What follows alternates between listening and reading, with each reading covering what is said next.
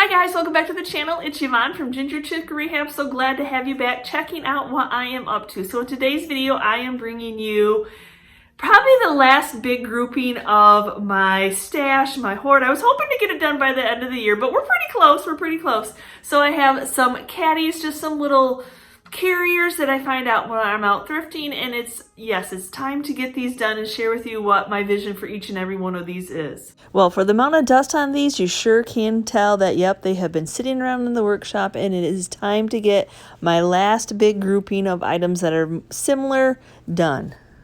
Now, this big guy does not fit on my staging shelf, but I am super excited to come up with the idea for these. So they're all around the 99 cents to $5 range. Now, to make these into something new, I need a lot of sanding is going to go on here. I want to make sure that anything that has been lettered or painted on, that I have it sanded nice and smooth. I'm not necessarily sanding them to take the paint off. I just don't want anything to be raised underneath the new coats of paint that I'm going to be putting on them.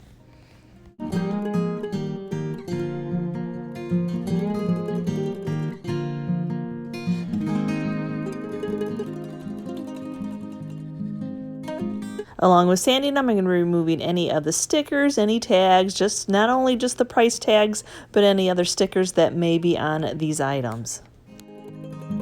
That I've got them de-stickered and sanded off, I'm going to go ahead with some Superclean and some hot water and get all these wiped down, cleaned off, get my surface all clean so the paint that I'm going to be painting them takes really well. You want to get your surface all prepped and ready. And then sometimes when it comes to corners like these, especially these little cubby holes, I might just take the air compressor and make sure that there's not any dust spilled up, any crumbs, any whatever might have been built up over time, and make sure that my corners are nice and clean also. Now that I've got them all cleaned up and they're dry, I'm going to be using my Graco TrueCoat 360 handheld sprayer. Oh, I love this thing. And I've got black onyx ready to use paint right off the shelf from Walmart. And almost all of these are going to be getting an undercoat of black. And what it's going to do is just give me a great base to start with and cover up any of that original color.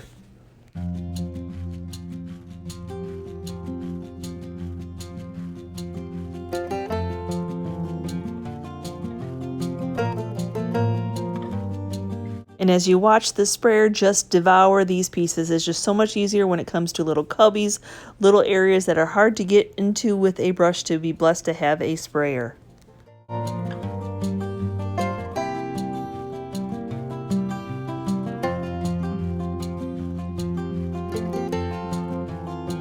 The ones that are black that I wanted to undercoat in black, and yes, I actually did keep a few of the ones that were the brownish color the way that they were.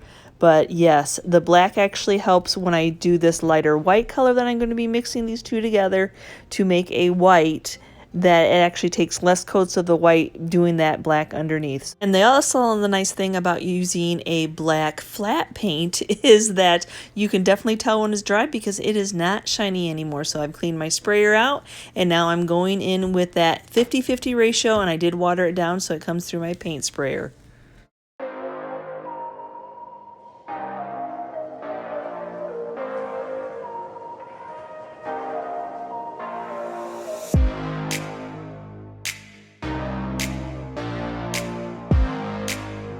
So now while those are drying, I do have a couple of them that I wanted to just brush on. Now this little one, I just love brown and white together. So the inside, the handle, it is in good shape. I had to sand some painting off that kind of dated it with the apples. So I'm just going to go in with that same color, but just brush it on just on the sides.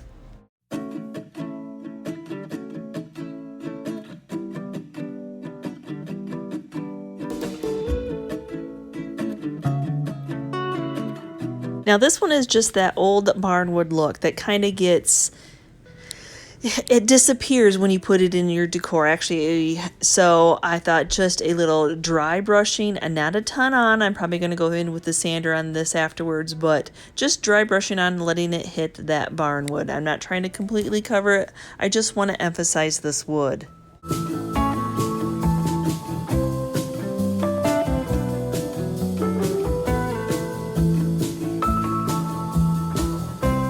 Now that my white paint is dry, I'm going to go in and I am actually going to heavily sand these. I want that black to show through. I want some of that natural wood. And at this point, I don't care because these are little totes, little usable caddies if some of that original paint color comes through. And then it's kind of hard to control a sander on a round handle like this, so I'm just going in with some 220 sandpaper, just distressing that just a little bit. And then the inside, I'm just going to go in and hand sand it, also making sure that it's nice and smooth. Not necessarily to distress it, I just want to make sure that my paint is nice and smooth.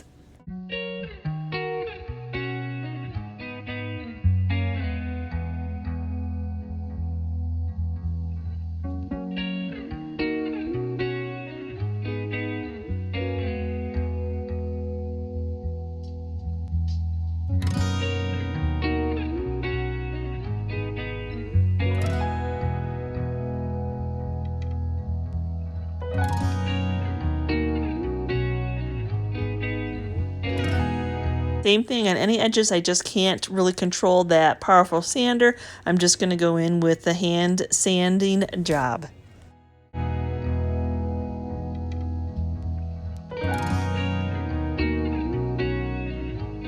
For this big brown tote, I left it brown and I'm just going to go in and just sand it and distress it just a little bit more. I absolutely love that brown, and then just sanding these edges is going to make some of that natural wood pop through.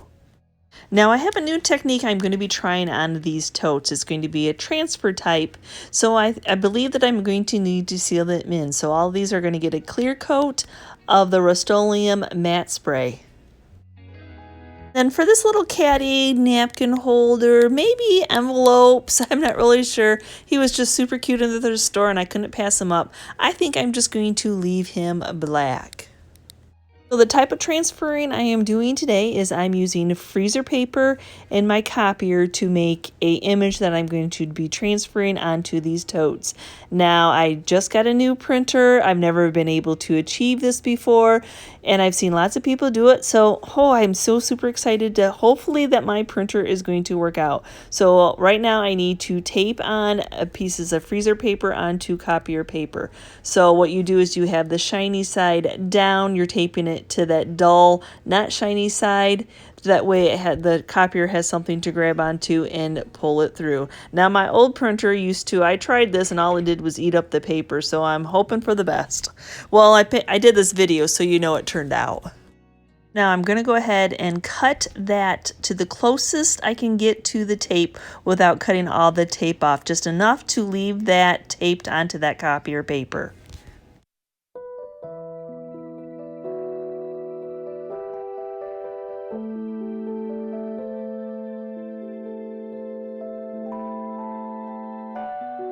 And pretty much all the images that I found today were on the Graphic Fairy, which is a free, I love this. I finally found some images that I have been wanting to use.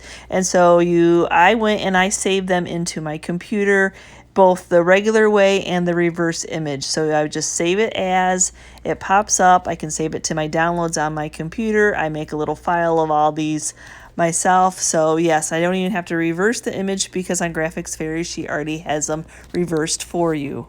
Now that I found that image that I want to use, I click on it, and on my Mac it's in my pages, but to get it to size where I need it to be, I need to go ahead and copy this image, and then I go into my Excel program and copy and paste it into my Excel. That way I can size it. I finally figured a way on my computer to be able to size it to each one of the totes that I need. Just take my measurements and then move my up and down till I get to the measurements that I want, making sure that it's not elongated or makes the image wonky. And then I go into my print feature and then make sure that it is going to print out centered onto the paper.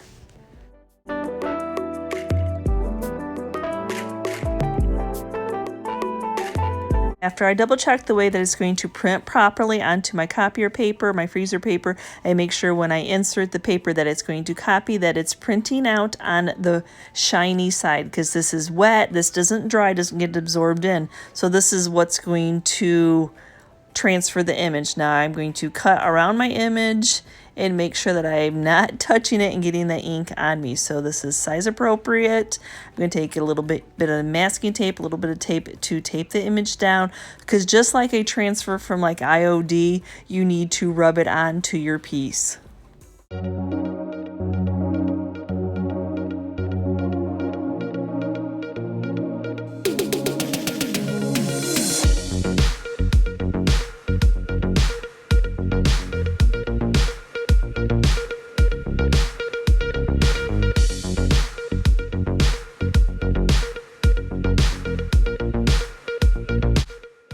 So now, other than rubbing it on, which I did take a peek, making sure that it was transferred before completely removing it. And now, yep, I'm just going to cut around that image. That's just helping me be able to center it, because I'm pretty much going blind here. But as I'm cutting it out of the freezer paper, it's kind of, yes, cutting away from the copier paper. But that is perfectly fine. And then I'm just going to keep taping it on. I don't want it to, because that ink is wet, so I don't want it to smear onto my totes.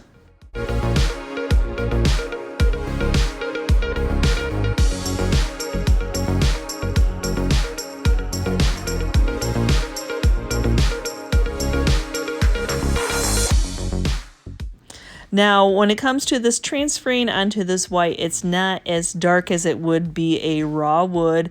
Maybe not seal it in, but this is my first time trying it. But I absolutely love how these are turning out. I love that it's not crisp. I love that it looks like it's worn and aged. So the transferring of the color is perfect for me. Now, not everything that I picked out was animals. Some were just plain and simply just some old-fashioned labeling, some advertising that I thought would be perfect for these aged totes. And then, not to do every single one of these with some type of lettering, I did have these in my stash. These are some of the hardware, the doorknob hardware that I got from that wonderful Kelly, the viewer that gave me so much of her wonderful things. So I thought some of these were definitely size appropriate to fit on 2 of these caddies. So if you're new to our channel, this is my husband Chris. He helps me out a lot. When he gets home from his day job, he always is like, what can I do? He loves to come help me in the workshop. So just some simple of him helping me screw these on. And now I'm going to go ahead and paint these. I'm not painting them to make them crisp white. I'm going to just blend them in a little bit so that they match just a little bit more.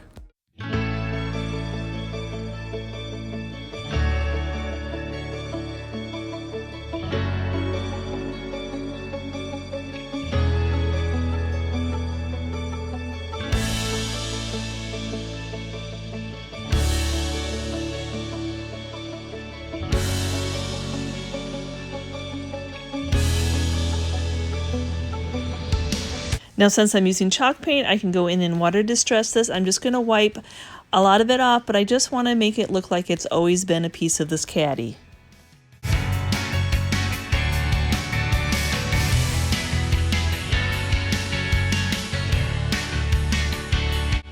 Now, I did toy around with a knob and anything like that, but it just looked like there was just too much to my eye. So I'm just going to go in with that little bit of extra space that this has and just make a couple little simple grain sack stripes. And I'm just going to be using the IOD ink in a sponge dabber to achieve the stripes. That way it's not terribly dark and doesn't stick out. It'll match more of where I've distressed all the way through to that black.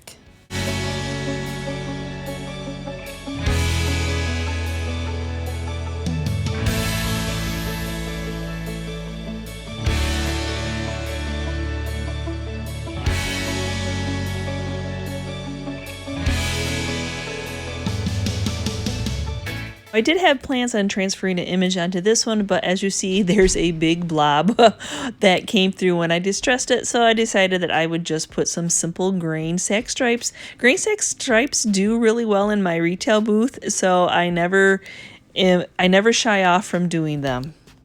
Know that you that are my regular viewers already know how to do grain sack stripes because it's one of my go-to looks. So if you are new and you want to know how to do this, I have a lot of videos on this, but I always share it as if this is the first time somebody is watching one of our videos. So when it comes to a green sack stripe, you put one piece of tape in the middle, try to get it nice and centered, try to get it level straight down, and then you lay a piece of tape on either side of it, and then after you get those two pieces, then you remove that middle piece, and that's where your first paint stripe is going to go. Now I need to put a little piece of tape down at the edge, not to touch on the bottom. Then since this IOD black matches just doing this sponge with what I distressed, that's how I'm going to apply it on.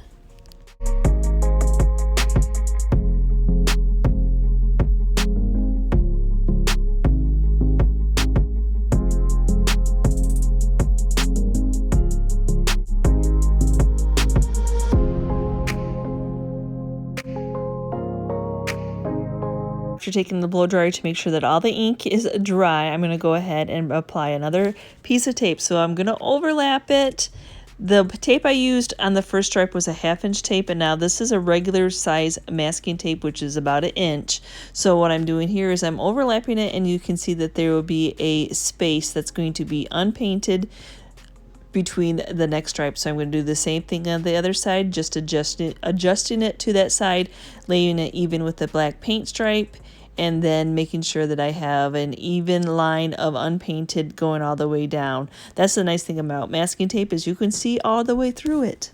And this is the fun of green sack stripe. You can do that next stripe as thick or as thin as you want. Now, this isn't a very big board, so to me, I wanted to go ahead and do a thinner stripe. So, yep, same thing, just leave that space in between, and that's where your paint stripe is going to go, and then just try to match up your other side. But the nice thing is this, the perfectly imperfect, it doesn't have to be completely exact.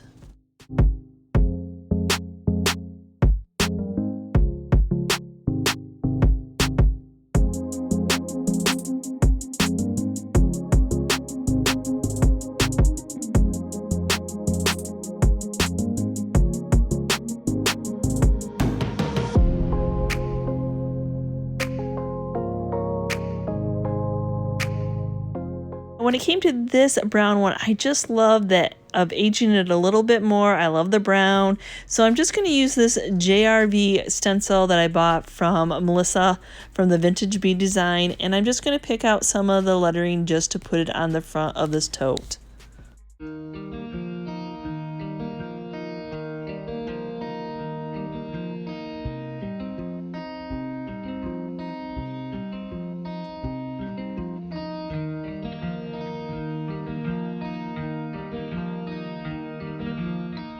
The ink is working out so well, I'm just going to go ahead and switch over to my cotton color, which is a white in color, and just do that same sponge applicator from the Dollar Tree store to apply some paint on top of this stencil.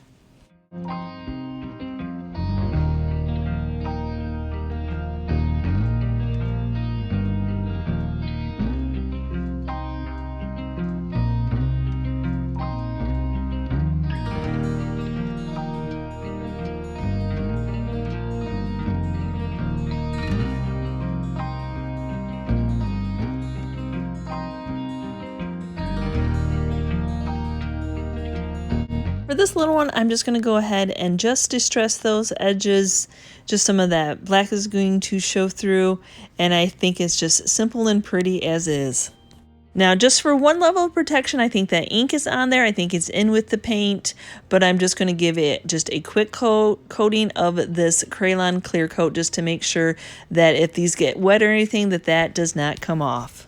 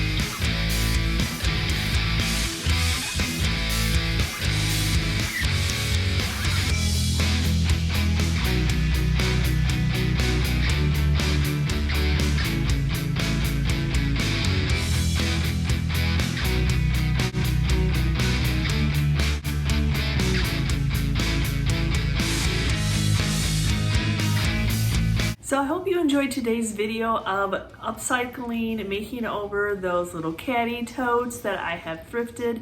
Yep, this is part of my last grouping of great big stash hoards that I am working through. So now it should just be little crafts here and there, I'm hoping. So unless for some reason I fall upon a whole bunch of items like that again. So yes, just simple white, having fun trying out that, finally getting a printer that will print out on freezer paper. My last one would just crumble it up and make a hot mess out of it all. So, and I'm gonna tell you, there still was a couple little times that it did that to this paper too. So it's definitely not a frustration-free type of craft, but I definitely do love how they turned out, how it looked like it was a manufacturer's print on there, and those have always been there. So let me know if I've inspired you in any way to look at thrift store finds or give this transferring on freezer paper a try. And as always, thank you for being part of our YouTube family. And if you are new and checking out our content for the first time and you liked what you saw, please hit that subscription button along with the notification bell so you know when we've uploaded a new video. And we will see you next time, guys, and you can see what I'm up to. Bye.